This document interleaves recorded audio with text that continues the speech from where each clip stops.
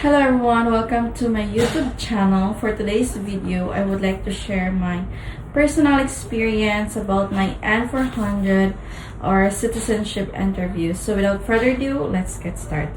I arrived in the USCIS building early in the morning around 6:30 because my appointment is 7:15 in the morning. That was Saturday, so when I arrived in the building, I went to straight to the entrance, and then we go through security check, and then after that, the officer directed us to go upstairs, take an elevator, going to the second floor for the interview. So when I got to the second floor, we checked in, and the lady that is in the reception took my ID and also my appointment letter, and then she told us to wait, and we waited into one of the benches, and like around 15 minutes the officer called my name, and he asked me to follow him. When we got to his office, he asked me to remain stand and raise my hand to take an oath for me to tell the truth, nothing but the truth. And then after that, he let me sit down, and he start asking for the original of my papers, like my original marriage certificate, the birth certificate of my kids, my passport, my expired 2 years green card, and my ID, driver's license ID or the state ID, and then also the recent tax papers, and also the proof of my current address.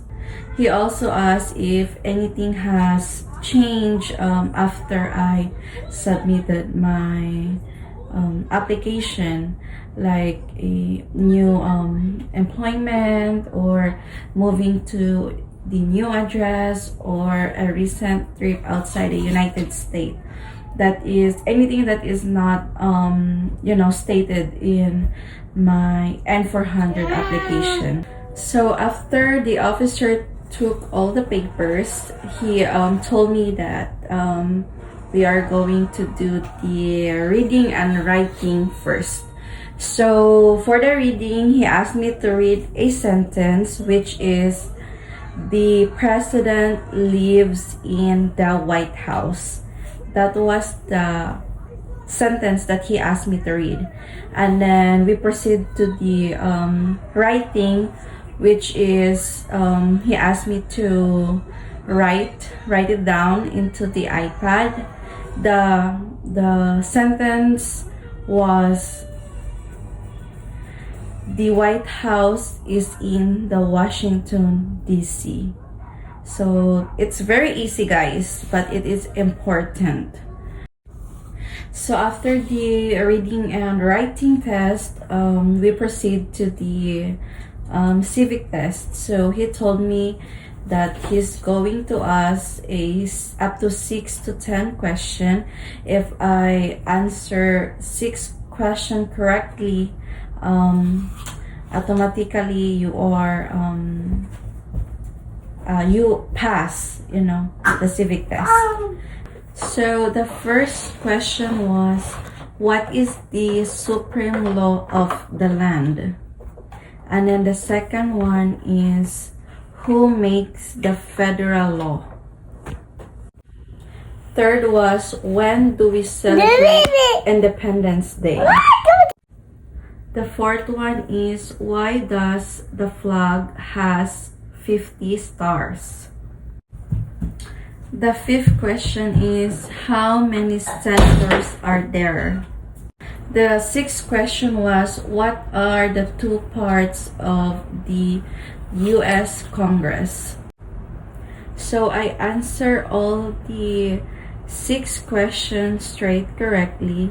So we proceed to the vocabulary. So the he only asked me one vocabulary words, which is what is nobility. So for your information, guys, also please study the vocabulary, because some of the officer will also ask. So after the vocabulary, we proceed to the yes or no question, which is have you ever claimed that you are a U.S. citizen? Are you willing to bear arms on behalf of the United States if the law requires? Are you willing to take full oath of allegiance to the United States? Have you ever been a member of a group of terrorist organization?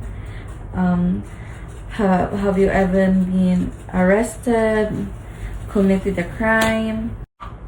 So after that, the officer asked me to review all the information and then sign to confirm that everything is correct.